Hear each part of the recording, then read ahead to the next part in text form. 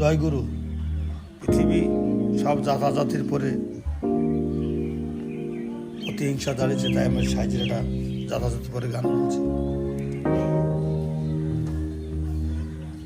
এমনও সমাজ কবে গো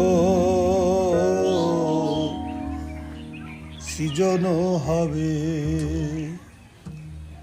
ও যেদিন হিন্দু মুসলমান বৌদ্ধ খ্রিস্টান, হিন্দু মুসলমান বৌদ্ধ খ্রিস্টান জাতি গোত্র নাহি রবে,